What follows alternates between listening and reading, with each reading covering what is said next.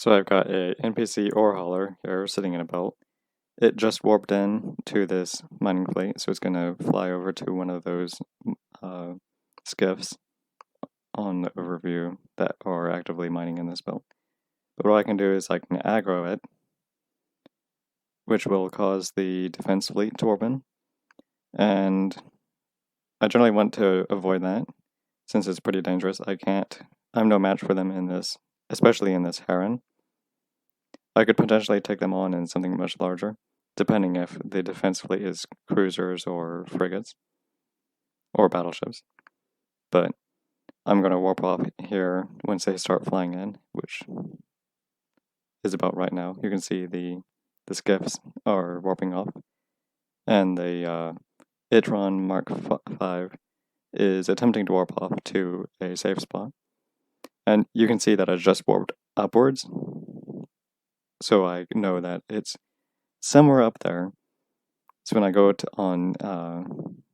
when I launch my combat probes, I should be able to see a pretty noticeable cluster of NPC ships sitting around up there generally, in that general direction. But yeah, the Heron has a pretty substantial bonus to not only core scanner probes, but also combat scanner probes. So that's nice.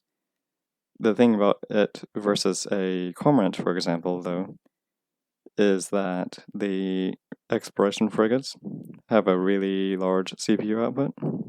But yeah, you can see several clusters of NPC ships here, so it might be confusing, but because I saw it warp up, I know that it's somewhere up there. So I can go ahead and focus my probes on that area, rather than at any other clusters of NPC ships, which is pretty important in a busy system where there might be ratting going on in anomalies nearby.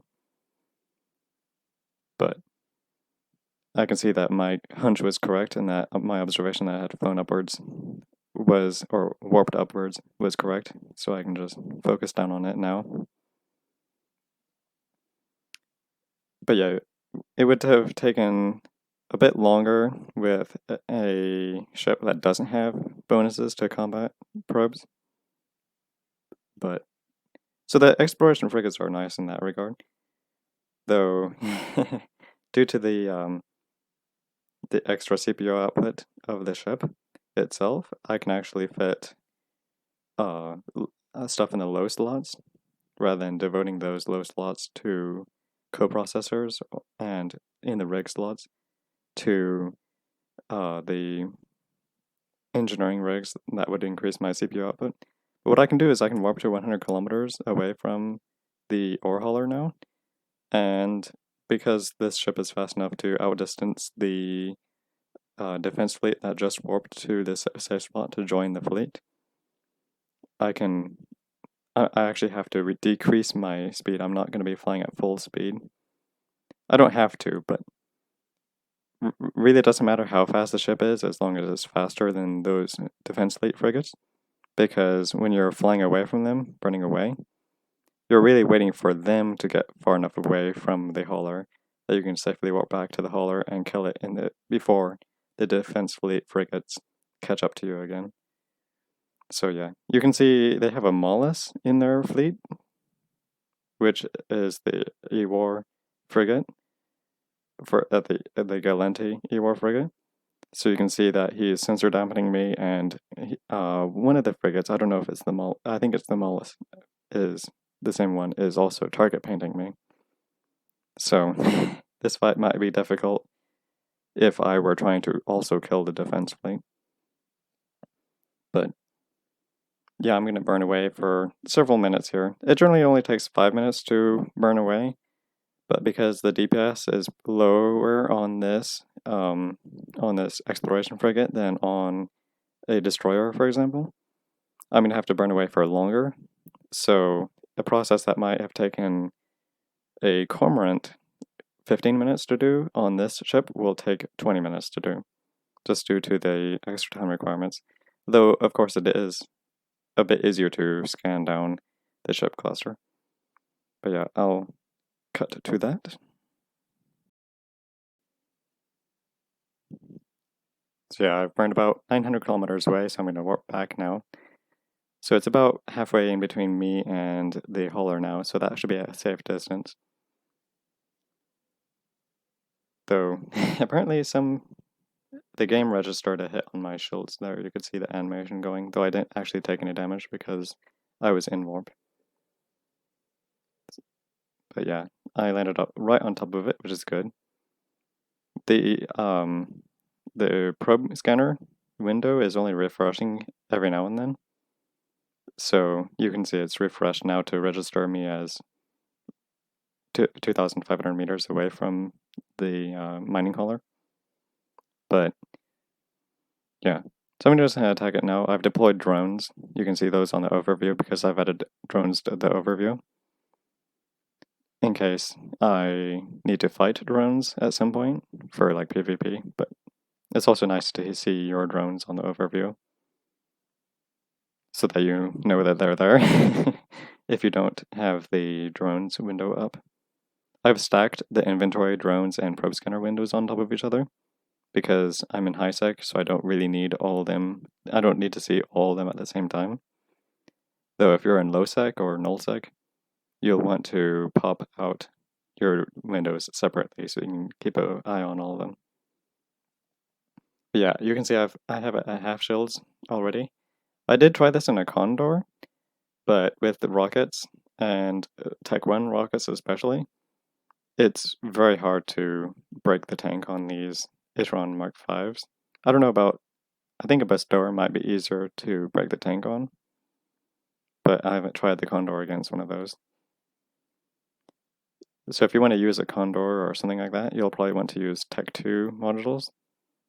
But with an exploration frigate, you can actually get higher DPS because you have extra fitting space in the low slots and in the rig slots for extra damage output.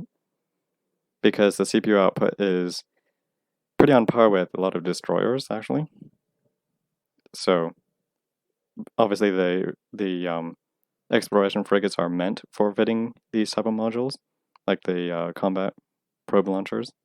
So it makes sense that it would be better suited for this kind of thing. But yeah, the drones are kind of fun to watch fly around as well. But yeah,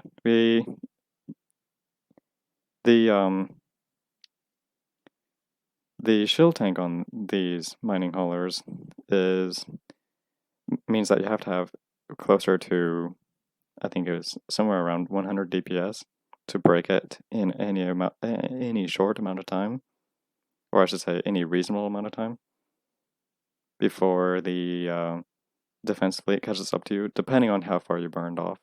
In this case, I burned off 900 kilometers before warping back to the hauler, which is pretty far. It's like 200 kilometers more than I would have in a cormorant or in like a Hecate, if you're doing this in a Hecate, which is like the most optimal solution. You would only need to burn off like very little space because you'll kill the mining haulers so quickly. And that's if you don't want to just blap the haulers before the defense fleet even warps in, if you want to kill the mining hauler in the belt itself before it warps off to the safe spot. So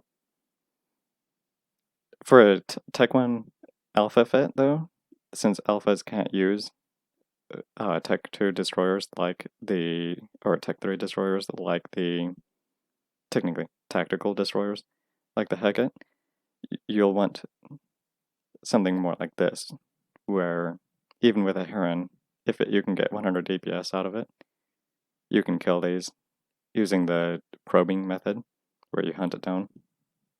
But as you can see, I've pretty much broken the tank, though I need to reload. The important thing here is to, after your guns reload, immediately turn them back on. In this case, I forget to do that after I reload the light ions, the Tech 1 light ion blasters. So they're just sitting there, not being used. So I wasted a few seconds here. So you can see the passive tank is